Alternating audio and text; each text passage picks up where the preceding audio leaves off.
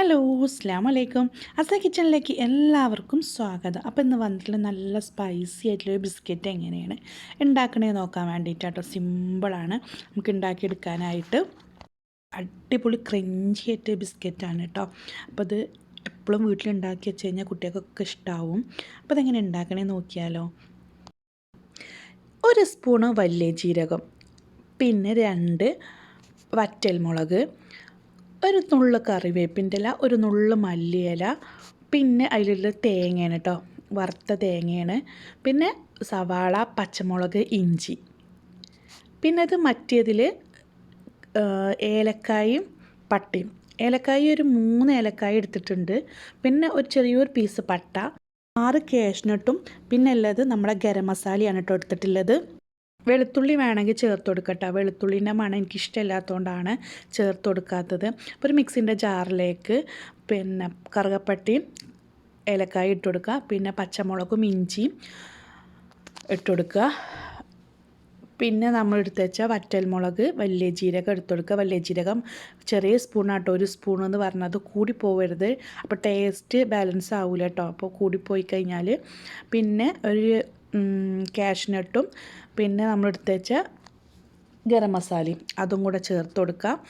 പിന്നെ നമുക്ക് വേണ്ടത് തേങ്ങാപ്പൊടിയും, പിന്നെ മല്ലിയിലയും കറിവേപ്പിൻ്റെ ഇലയും കൂടെ ഇട്ട് കൊടുക്കുക കേട്ടോ. കൂടിപ്പോയരുത്, ഒന്നിൻ്റെ അളവ് കൂടിപ്പോയരുത് കേട്ടോ. 200 ml കപ്പിൻ്റെ മൈദക്കാണ് നമ്മളിത് ഉണ്ടാക്കിയെടുക്കുന്നത്. അപ്പോൾ അതുകൊണ്ട് തന്നെ ഒരിക്കലും സാധനങ്ങൾ കൂടിപ്പോയത് ഇതേ അളവ് തന്നെ എന്ത് ചെയ്യണം, ചെയ്തെടുക്കണം. ഇനി നമുക്കിത് നല്ലതായിട്ടൊന്ന് ക്രഷ് ചെയ്തെടുക്കാം. അണ്ടിപ്പരിപ്പ് ക്രഷ് ചെയ്തിട്ട് വരുന്നില്ലെങ്കിൽ നമുക്ക് എന്ത് ചെയ്യുക, സെപ്പറേറ്റ് ക്രഷ് ചെയ്തെടുക്കാം കേട്ടോ. അപ്പോൾ അതാ ഒരു കോഴിമുട്ടയാണ് ഞാൻ എടുത്തിട്ടുള്ളത്. ഒരു കോഴിമുട്ട ഒരു പാത്രത്തിൽ ഒഴിച്ചു കൊടുത്തിട്ടുണ്ട്.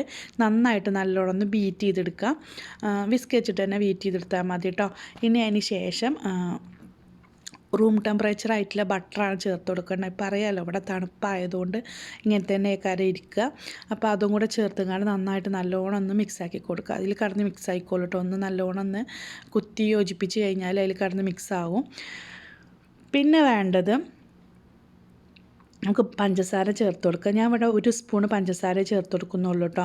വേണമെന്നുണ്ടെങ്കിൽ 2 സ്പൂണൊക്കെ ആവാം. ഞാൻ 1 സ്പൂണേ ചേർത്ത് കൊടുക്കുന്നുള്ളൂ. അതും കൂടി നന്നായിട്ട് നല്ലോണം ഒന്ന് മിക്സാക്കി കൊടുക്കാം. അതിന് ശേഷം നമുക്ക് വേണ്ടത് നമ്മൾ ചതച്ച് വെച്ചത് ഇതിലേക്ക് ചേർത്ത് കൊടുക്കുക കേട്ടോ. അതും കൂടെ ചേർത്തുങ്ങാണ്ട് നല്ലതായിട്ട് നല്ലോണം ഒന്ന് മിക്സാക്കി കൊടുക്കുക. ഇതുപോലെ വേണം കേട്ടോ ചതച്ച് കിട്ടാനായിട്ട്. നല്ലോണം അരഞ്ഞും പോകരുത്, അന്ന് നന്നായിട്ട് ചതഞ്ഞും പോകരുത്, ആ ലെവലിൽ തന്നെ കിട്ടണം. അതായത് ഒന്ന് ക്രഷ് ചെയ്തെടുത്താൽ മതി. അണ്ടിപ്പരിപ്പ് നന്നായിട്ട് എന്ത് ചെയ്യും, പൊടിഞ്ഞു കിട്ടും വേണം. അപ്പോൾ അതും കൂടെ ചേർത്ത് നന്നായിട്ട് നല്ലോണം ഒന്നുകൂടെ മിക്സാക്കി കൊടുക്കുക. അതിന് ശേഷം നമുക്ക് ചേർത്ത് കൊടുക്കാനുള്ളത് ഒരു നുള്ള മഞ്ഞൾപ്പൊടിയാണ് കേട്ടോ. ഒരു പിഞ്ച് മതി മഞ്ഞൾപ്പൊടി ചേർത്ത് കൊടുക്കാം. എന്നിട്ട് നന്നായിട്ട് നല്ലോണം ഒന്ന് മിക്സാക്കി കൊടുക്കുക. അതിന് ശേഷം നമുക്ക് ചേർത്ത് കൊടുക്കാനുള്ളത് മൈദപ്പൊടിയാണ് കേട്ടോ. 200 ml കപ്പിലാണ് കേട്ടോ മൈദപ്പൊടി എടുത്തിട്ടുള്ളത്. അപ്പോൾ 1 കപ്പ് മൈദപ്പൊടി ഇട്ട് കൊടുക്കുക. പിന്നെ 1 സ്പൂണ് സോഡാപ്പൊടിയും 1 സ്പൂണ് പിന്നെ ബേക്കിംഗ് സോഡയും നമുക്ക് എന്ത് ചെയ്യുക, ചേർത്ത് കൊടുക്കുക. അതും കൂടെ ചേർത്ത് നന്നായിട്ട് നല്ലൊന്ന് തരിച്ചെടുക്കുക കേട്ടോ. ഇങ്ങനെ തന്നെ വേണം ചെയ്തെടുക്കാനായിട്ട്. കൂടി പോകരുത് കേട്ടോ, ഒരു സാധനം കൂടി പോകരുത്. അപ്പോൾ നമുക്ക് കറക്റ്റായിട്ട് കിട്ടൂല കേട്ടോ. ഒരു പിഞ്ച് ഉപ്പും ചേർത്ത് കൊടുക്കുക. അതും കൂടെ ചേർത്തിട്ട് നമുക്ക് നന്നായിട്ടൊന്ന് തട്ടിക്കൊടുക്കാം. ഇനി നന്നായിട്ട് ഇതൊന്ന് മിക്സാക്കി കൊടുക്കട്ടെ. എല്ലാ ഭാഗത്തേക്കും എത്താൻ വേണ്ടിയിട്ടൊന്ന് മിക്സാക്കി കൊടുക്കാം. മിക്സായിലേക്ക് നമുക്ക് 1 സ്പൂണ് എള്ള് ചേർത്ത് കൊടുക്കാം കേട്ടോ. 1 സ്പൂണോ 2 സ്പൂണൊക്കെ എള്ള് ചേർത്ത് കൊടുക്കാനായിട്ട് പറ്റും. പിന്നെ എന്നിട്ടും നന്നായിട്ട് നല്ലോണം ഒന്നുകൂടെ ഒന്ന് മിക്സാക്കി കൊടുക്കാം. ഇത് നല്ല ചപ്പാത്തി മാവ് കുഴക്കണമാർക്ക് നല്ല സോഫ്റ്റായിട്ട് കുഴച്ചെടുക്കേണ്ട ആവശ്യമില്ല കേട്ടോ. ഒന്ന് ജസ്റ്റ് ഒന്ന് മിക്സാക്കി കൊടുത്താൽ മതി. ഇതുപോലെ കൈ വെച്ചിട്ട് വെല്ലെ ഒന്ന് അങ്ങോട്ടും ഇങ്ങോട്ടും ഒന്ന് അമർത്തി കൊടുത്താൽ മാത്രം മതി. ഇനി നമുക്കൊരു സ്പൂൺ എടുക്കാം. അളവിന് വേണ്ടിയിട്ടാട്ടോ 1 സ്പൂൺ എടുത്തിട്ടുള്ളത്. ഇനി കൈ വെച്ചിട്ട് നന്നായിട്ട് നല്ലോണം ഒന്ന് ഷേപ്പ് ചെയ്ത് കൊടുക്കുക. എന്നിട്ട് നിങ്ങൾക്ക് ഇഷ്ടമുള്ള ഷേപ്പിൽ നമുക്കിത് എന്ത് ചെയ്യാൻ പറ്റും, ഉണ്ടാക്കിയെടുക്കാനായിട്ട് പറ്റും. അപ്പോൾ ഞാനിപ്പോൾ ഉണ്ടാക്കുന്നത് നമ്മൾ സാധാരണ ബിസ്ക്കറ്റിൻ്റെ ഷേപ്പ് തന്നെയാണ്, അതായത് കുക്കീസിൻ്റെ ഒക്കെ ഷേപ്പാണ്. ഇനി നമുക്ക് മൈദക്ക് പകരം വേണമെന്നുണ്ടെങ്കിൽ ഗോതമ്പ് പൊടി ചേർത്ത് കൊടുത്താലും മതി. നല്ല സ്പൈസിയാണ്, അതുപോലെ തന്നെ നല്ല ടേസ്റ്റുമാണ് കേട്ടോ. നല്ല ഹെൽത്തി ബിസ്ക്കറ്റുമാണ് കേട്ടോ. അപ്പോൾ അത് മൈദ ഒഴിവാക്കിയാൽ മാത്രം മതി. ഇതുപോലെ ഒന്ന് റൗണ്ടാക്കി കൊടുക്കുക. ഇനി നമുക്ക് ഓരോന്നോരോന്നതിൻ്റെ ബട്ടർ പേപ്പറിൻ്റെ മുകളിലായിട്ട് വെച്ച് കൊടുക്കാം കേട്ടോ. ഇതിപ്പോൾ ഞാൻ ബേക്ക് ചെയ്തെടുക്കുകയാണ് ചെയ്യുന്നത്. ഇനിയിപ്പോൾ ഓവൻ ഇല്ലാത്തവരാണെന്നുണ്ടെങ്കിൽ കുക്കറിൽ ബേക്ക് ചെയ്തെടുത്താലും മതി കേട്ടോ. 45 മിനിറ്റാണ് കുക്കറിലാണെങ്കിൽ സമയം വരുന്നത്. ഓവനിലാണെന്നുണ്ടെങ്കിൽ ഇത് 15-20 മിനിറ്റിൻ്റെ ഉള്ളിൽ റെഡിയാവും കേട്ടോ. പിന്നെ അതൊരു മുട്ട പൊട്ടിച്ചിട്ട് ഇതേമാതിരിക്ക് നന്നായിട്ട് നല്ലോണം ബീറ്റ് ചെയ്തതിന് ശേഷം ഒന്ന് ബ്രഷ് ചെയ്ത് കൊടുക്കുകയാണ് കേട്ടോ. ഞാൻ ഇങ്ങനെ ചെയ്യുന്നത് നല്ലൊരു ഗ്ലേസിങ് കിട്ടാൻ വേണ്ടിയിട്ടാണ്. അപ്പോൾ അതുപോലെ തന്നെ എന്ത് ചെയ്യുക, ചെയ്തെടുക്കാം. ഇനി ഞാൻ ഓരോ ക്യാഷ്നട്ട് ഇതിൻ്റെ മുകളിൽ വെച്ച് കൊടുക്കണം കേട്ടോ. ഒരു നിർബന്ധമല്ല, ഉണ്ടെങ്കിൽ വെച്ച് കൊടുത്താൽ മതി കേട്ടോ. വറുത്ത ക്യാഷ്നട്ടാണ് വെച്ച് കൊടുക്കുന്നത്. ഓരോന്നോരോന്നായിട്ട് അതിൻ്റെ മുകളിൽ വെച്ച് കൊടുത്തിട്ടുണ്ട്. പിന്നെ ഞാൻ ഓവനിലൊന്ന് ചൂടാക്കാൻ വെച്ചിട്ടുണ്ട് കേട്ടോ. ഒരു ചെറിയ ചൂടിൽ ആണ് നമുക്ക് സാധനം വെക്കാൻ വേണ്ടിയിട്ട്. അപ്പോൾ അതാ ഓവൻ്റെ ഉള്ളിലേക്ക് എന്ത് ചെയ്യാൻ വെച്ച് കൊടുക്കുക. ഓരോരുത്തരും ഓവന് ഓരോ ടൈപ്പ് ആക്കാരം. ഞാൻ ഇവിടെ 20-25 മിനിറ്റോളാണ് വെച്ചിട്ടുള്ളത്. അപ്പോൾ 20 മിനിറ്റ് കൊണ്ട് തന്നെ നമുക്കിത് റെഡിയായി കിട്ടും കേട്ടോ. അപ്പോൾ അത് ഇടയ്ക്ക് നമുക്കൊന്ന് തുറന്ന് നോക്കാം. നല്ല അടിപൊളി മണം വരുന്നുണ്ട് കേട്ടോ. അപ്പോൾ അതവിടെ നമ്മൾ കുക്കീസൊക്കെ ഇവിടെ റെഡി ആയിട്ടുണ്ട്. നല്ല സ്പൈസി ആയിട്ടുള്ള കുക്കീസാണ് ഉണ്ടാക്കി എടുത്തിട്ടുള്ളത്.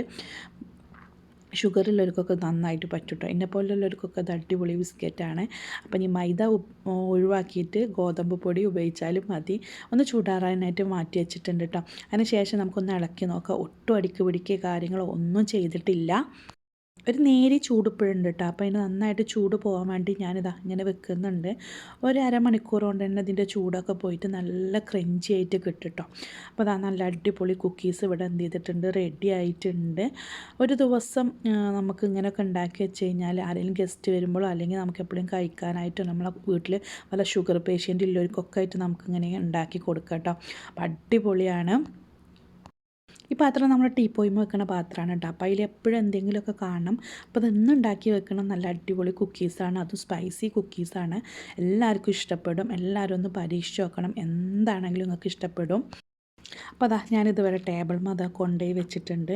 ഇതിലെന്തെങ്കിലും ഉണ്ട് എന്നുണ്ടെങ്കിൽ എല്ലാവരും എടുത്ത് കഴിക്കൂട്ടോ.